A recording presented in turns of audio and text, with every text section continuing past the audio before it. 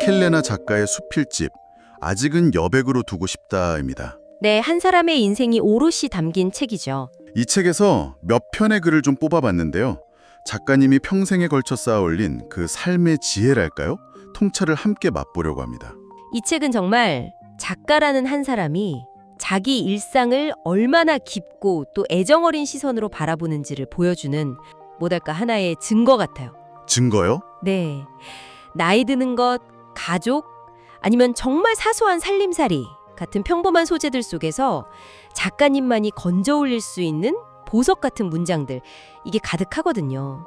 그 보석들이 도대체 어떤 과정을 거쳐서 만들어졌을까? 그리고 그 빛깔이 지금 듣고 계신 당신의 삶에는 또 어떻게 비춰질 수 있을까? 이런 이야기를 좀 나눠보는 겁니다. 작가님의 시선을 그대로 한번 따라가 보는 거죠. 네네. 따라가면서 아, 이렇게도 생각할 수가 있구나 하는 그 순간들을 좀 포착해보고 싶어요. 작가님이 자기 삶을 어떻게 하나의 예술작품처럼 빚어내시는지 그 섬세한 손길을 같이 한번 느껴보는 시간이 됐으면 합니다. 그럼 그 첫 번째 실마리부터 한번 풀어볼까요? 네, 첫 번째 주제는 바로 삶임입니다. 삶이며? 네, 사실 삶임하면 어딘가 좀 부차적인 일, 아니면 어쩔 수 없이 해야 하는 노동, 이렇게 생각하기 쉽잖아요. 보통은 그렇죠. 그런데 작가님은 이 삶임을 전문직의 경지로 끌어올리세요. 그 자료 날개에 나오는 일화가 저는 정말 인상적이었거든요. 아, 그 전공 물어보는 이야기. 네, 친구들이 무엇을 전공했느냐 이렇게 물으니까 망설임 없이 살림이라고 대답하시더라고요. 그 대답이 이 책 전체를 여는 거의 열쇠 같은 역할을 한다고 생각해요. 열쇠요? 네, 작가님은 살림을 자기 정체성이자 전문 분야로 그냥 당당하게 선언을 해버리시는 거죠. 와, 이게 단순히 말을 재치 있게 하는 수준이 아니네요, 그럼. 절대 아니죠. 살림이라는 그 행위에 대한 아주 오랜 시간의 고민 그리고 자부심이 없으면 나올 수가 없는 대답입니다. 그 자부심의 근거가 뭘까 저도 곰곰이 생각해보게 되더라고요. 네, 작가님은 살림이 그냥 청소나 요리가 아니라고 보잖아요. 가정경제 운용부터 시작해서 상하좌우 인간관계 정립까지 포함하는 종합예술이라고. 종합예술. 듣고 보니까 정말 고도의 경영 능력에 외교술까지 필요한 일이더라고요, 살림이라는 게. 바로 그 지점입니다. 그래서 작가님이 살리미스트의 변이라는 글에서 주부라는 말 대신에 살리미스트, 그러니까 살리미스트라는 신조어를 반기시는 거죠. 아, 피아니스트나 아티스트처럼요. 그렇죠. IST를 붙여서 전문성을 부여하는 건데요. 이건 단순한 언어 유희를 넘어서는 거예요. 사회적으로 좀 저평가되어 온 가사노동의 가치를 재발견하고 그 위상을 바로 세우려는 하나의 시도인 셈이죠. 살리미스트, 어감이 좋은데요. 묵묵히 자기 자리를 지키면서 완벽한 살림을 꾸려가는 살리미스트 봐요. 그분들의 일이 얼마나 대단한 전문성을 요하는지 이걸 읽으면 새삼 깨닫게 되죠. 그 전문성이 가장 극적으로 드러나는 부분이 바로 끄리다에 나오는 호박범벅 이야기 같아요. 그 글은 정말 저는 이 글 읽고 정말 감탄했어요. 아니, 호박범벅 끓이는 과정을 어떻게 이렇게까지 철학적으로 묘사할 수 있죠? 심지어 끓기 직전 마지막 1%의 에너지가 인생의 성패를 가른다. 이런 통찰로 이어질 때는 정말 소름이 돋더라고요. 흥미로운 건요. 작가님이 그냥 관념적으로 추상적으로 이야기하는 게 아니라는 점이에요. 구체적인 경험에서 나온다는 거죠. 네, 아주 구체적인 경험에서 그 통찰을 끌어내요. 완성이라는 극점에 도달하는 과정은 인내와 기다림의 연성이다. 이런 문장이 나오잖아요. 네네. 살아오면서 많은 경우 비등점 바로 아래서 최선을 다했다며 주저앉기도 했을 터이다. 한번 보세요. 이게 단순히 호박범벅 눕지 않게 마지막까지 잘 저어라 이런 요리 팁이 아니잖아요. 살면서 무언가를 이루기 바로 직전에 포기했던 그 수많은 순간들을 떠오르게 만들죠. 와, 살림이라는 가장 일상적인 행위에서 삶의 가장 보편적인 진리를 발견해내는 힘, 이게 바로 작가님이 가진 내공인 거죠. 자신의 일을 이렇게까지 깊이 들여다보고 의미를 부여할 수 있다는 게 정말 놀랍습니다. 조리도 수학이요, 과학이자 예술이다 이렇게 선언하는 대목에서는 어떤 장인 정신까지 느껴졌어요. 맞아요. 어쩌면 우리 모두가 각자의 삶에서 이런 살리미스트가 되어야 하는 건 아닐까? 그런 생각도 들더라고요. 그렇게 자신의 일에 의미를 부여하는 것, 그게 바로 삶을 예술로 만드는 첫걸음이겠죠? 그리고 그런 내공은 결국 혼자 쌓이는 게 아니라 사람들과의 관계 속에서 다져지는 것 같아요. 아, 관계? 네, 이 지점에서 자연스럽게 작가님이 그려내는 관계의 세계로 넘어가 볼 수 있을 것 같네요. 아, 정말 이 수필집의 백미는 가족 관계, 특히 남편과의 관계를 그려내는 방식이라고 생각해요. 저도 전적으로 동감합니다. 보통 부부 이야기를 다룬 글들은 너무 이상화되거나 아니면 반대로 너무 비관적으로 그려지기 쉬운데 이 책은 정말 현실적이면서도 따뜻하고 또 유머가 넘쳐요. 그 유머. 빈말일지라도에 나오는 에피소드는 제가 몇 번을 읽어도 웃음이 나요. 아, 그 립서비스 이야기? 네. 평생 립서비스라고는 모르던 남편이 TV 속 미인을 보면서 감탄하는 작가님한테 당신도 젊을 땐 그랬어 하고 툭 던지는 장면 말이에요. 그 한마디에 작가님 마음이 환해졌다는 묘사가 나오죠. 네네. 그런데 그 감동이 채 식기도 전에 남편분이 또 한마디 하시잖아요. 그렇죠. 훅수발이 닦는다고 사발되나? 아, 진짜 이 반전이 압권이죠. 맞아요. 만약에 이 이야기가 그냥 당신도 젊을 땐 그랬어 여기서 끝났다면 그냥 평범한 미담이었을 거예요. 그렇겠죠. 하지만 이 예측 불가능한 직구가 들어오면서 반세기를 함께 살아온 부부의 그 꾸밈없고 입체적인 모습이 완성되는 거죠. 달콤한 말만 오가는 그런 관계가 아니라 서로의 민낯을 다 알면서도 툭툭 던지는 농담 속에 애정이 묻어나는 그런 관계. 네. 돌아서다에 나오는 그 가출 소동도 마찬가지잖아요. 아, 단풍 구경 가자는 말에 남편이 대꾸도 안 하니까 홧김에 혼자 집을 나섰는데 결국 발길을 돌리게 만든 게 남편의 문자 한 통이었죠. 점심 거르지 말고 사랑해요. 이 어색한 사랑해요랑 물결표 3개, 이게 너무 현실적이라서 오히려 더 마음에 와닿았어요. 바로 그 어색함 속에 사실은 모든 진심이 담겨 있는 거죠. 작가님도 그래서 말하잖아요. 네, 평생을 살아도 극복이 안 되는 그 다름을 인정하고 맞춰가는 과정. 침묵과 소통 사이를 오가는 그 묘한 줄다리기가 바로 부부관계의 본질이라고요. 화려한 이벤트나 고백이 아니라 아주 사소하고 어색한 표현 하나로 서로 마음을 확인하고 돌아설 용기를 얻는 것. 네, 어쩌면 이게 더 현실적인 사랑의 모습이 아닐까요? 관계에 대한 작가님의 시선이 정말 유연하다고 느꼈던 건 그것 참 괜찮네라는 글이었어요. 아, 하와이 이야기. 네, 손자 생일 파티에 갔다가 겪는 문화 충격 이야기인데 이혼한 아들 부부랑 그들의 새로운 파트너들이 한 자리에 모여서 스스럼 없이 어울리는 모습을 보잖아요. 그렇죠. 처음엔 좀 당황하시죠. 네, 근데 이내 아, 이럴 수도 있구나. 그거 참 괜찮네 하면서 감탄하시는 모습이 정말 인상 깊었어요. 그 장면은 작가님의 열린 사고방식을 보여주는 굉장히 중요한 대목입니다. 보통 자기 세대의 가치관과 다른 모습을 보면 비판하거나 불편해하기 쉬운데 작가님은 그 낯선 풍경 앞에서 딱 멈춰서서 그 안에 장점을 발견해내죠.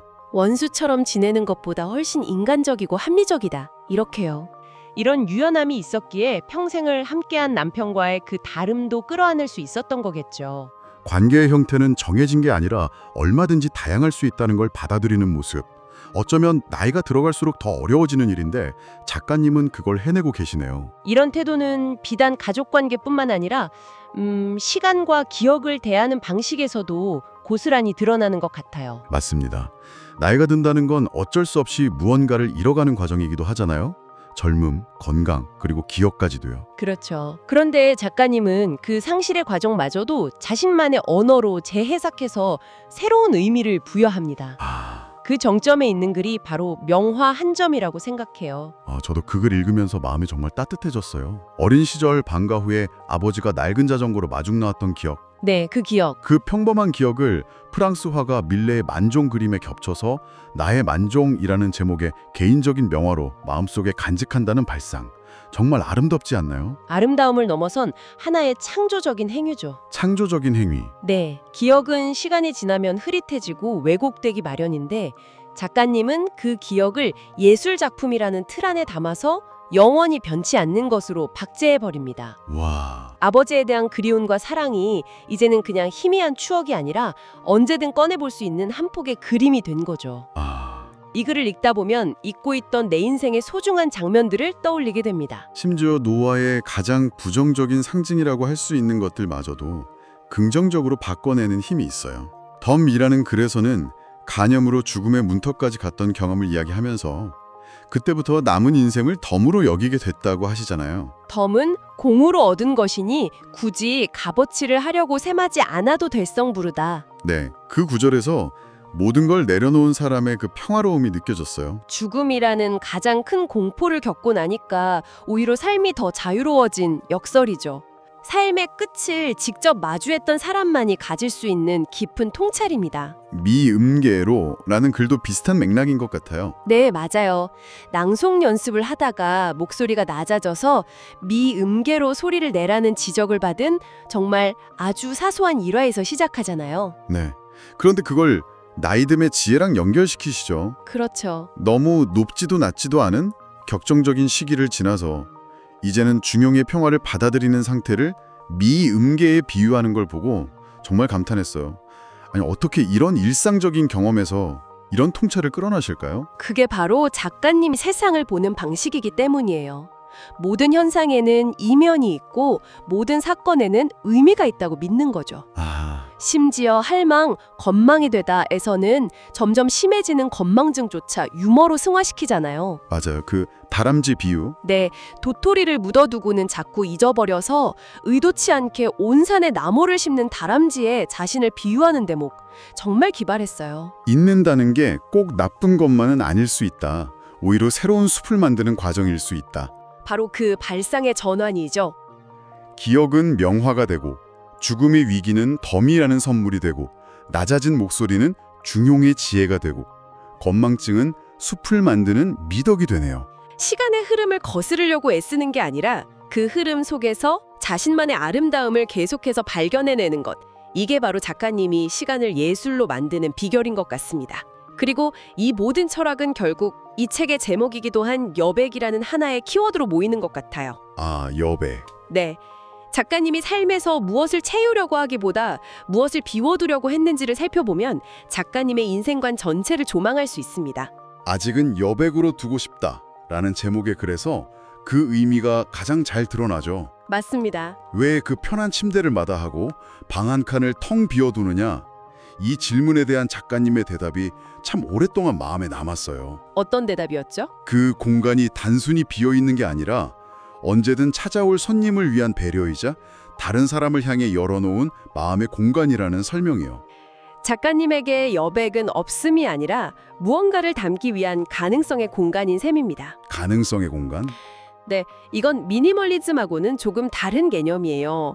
단순히 물건을 줄여서 깔끔하게 사는 걸 넘어서 타인을 향한 따뜻한 환대의 정신과 연결되어 있죠. 환대의 정신이요? 네, 내 공간의 일부를 기꺼이 내어줌으로써 관계가 시작될 수 있다는 믿음, 비워둠으로써 오히려 더 풍요로워질 수 있다는 그 역설적인 지혜가 여기에 담겨 있습니다. 모천으로 돌아오다라는 글에서도 비슷한 맥락을 발견할 수 있었어요. 네네. 누구나 꿈꾸는 지상낙원 하와이에 살면서도 결국 마음이 향하는 곳은 대구의 신천이 흐르는 낡은 집이라고 하시잖아요.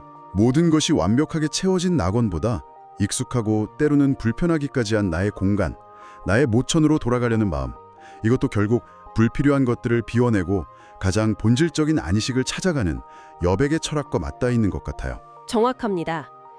그리고 그 여백의 철학은 물질적인 공간을 넘어서 눈에 보이지 않는 전통에 대한 태도에서도 드러납니다. 아, 전통이요? 네, 구차한 변명이라는 글이 바로 그 예시죠. 수십 년간 지켜온 복잡한 제사를 반소화하기로 결정하면서 느끼는 그 복잡한 심경을 아주 솔직하게 담아냈어요. 전통을 훼손하는 것 같아서 마음 한편이 허전하지만 동시에 시대의 흐름을 거스를 수 없다는 현실적인 고민이 느껴졌어요. 이제부터 안 해. 이렇게 단절하는 게 아니라 그 과정에서 느끼는 상실감까지 솔직하게 드러내는 모습이 인상 깊었습니다. 중요한 건 제사라는 형식, 그 껍데기를 비워내는 대신 조상을 기르는 정신이라는 본질은 지키려고 한다는 점입니다. 즉, 불필요한 절차를 덜어내고 그 자리에 진정한 의미를 채우려는 시도인 거죠. 이것이야말로 삶의 모든 영역에서 여백을 만들고 그곳에 소중한 가치를 담으려는 작가님의 지혜로운 태도를 보여주는 최고의 사례라고 할 수 있습니다. 오늘 박헬레나 작가님의 글들을 깊이 들여다보면서 평범한 일상이란 건 없다는 생각을 다시 하게 됐어요. 네. 어떤 시선으로 바라보고 어떤 의미를 부여하느냐에 따라서 모든 순간이 철학이 되고 예술이 될 수 있다는 걸 깨달았습니다. 진정한 살리미스트는 바로 자신의 삶을 이렇게 가치 있는 것으로 가꾸어가는 사람이 아닐까요? 작가님의 글은 우리 자신의 삶이라는 텍스트를 다시 한번 찬찬히 읽어보게 만드는 아주 좋은 안내서가 되어줍니다. 작가님은 자신의 물리적 공간과 또 마음속에 타인과 소중한 가치를 위해 기꺼이 여백을 남겨두었습니다. 박헬레나 작가, 본명이 박영자시죠? 2008년에 부산일보 신춘문예에 당선해 현대수필문학상까지 찾아보니까 수상 이력이 정말 화려하더라고요. 그 필력이 책에 고스란히 녹아있어요. 보통 수필하면 약간 감성적인 글을 떠올리기 쉬운데 박헬레나 작가의 글은 조금 결이 달라요. 아, 결이 다르다. 네, 그냥 예쁜 풍경이나 감정을 묘사하는 걸 넘어서 어떤 일상적인 경험을 뭐랄까 거의 탐정처럼 파고들어요. 그래서 그 안에 숨겨진 원리나 철학 같은 걸 길어올리는 느낌이랄까요? 바로 지성적 수필이라는 거였죠. 많은 수필이 그때 정말 슬펐어요 하고 감정을 보여주는 데서 그친다면요. 지성적 수필은 왜 슬펐을까? 슬픔이라는 감정의 본질은 도대체 뭘까? 이렇게 한 단계 더 파고드는 거예요. 작가가 자신의 경험을 그냥 털어놓는 게 아니라 하나의 실험 재료처럼 해보하고 분석해서 독자에게 생각할 거리를 던져주는 그런 글쓰기 방식이라고 할 수 있어요. 작가는 책머리에서 자신의 글을 남루한 꿈의 결실이라고 아주 겸손하게 표현했던데 그 말이 계속 마음에 남아요. 이토록 단단하고 빛나는 사유의 결과물을 남루하다고 표현하는 그 마음이 바로 작가가 평생에 걸쳐 연마해온 힘 빼기의 정수가 아닐까 싶어요. 아, 자신의 성취에 힘을 주지 않고 그저 담담하게 세상에 내어놓는 태도 말이죠. 인생에서 가장 위대한 성취는 세상이 박수쳐주는 화려한 성공이 아니라 자신만의 꿈과 사랑의 노래를 조용히 엮어가는 그 과정 자체에 있는 것은 아닐까요?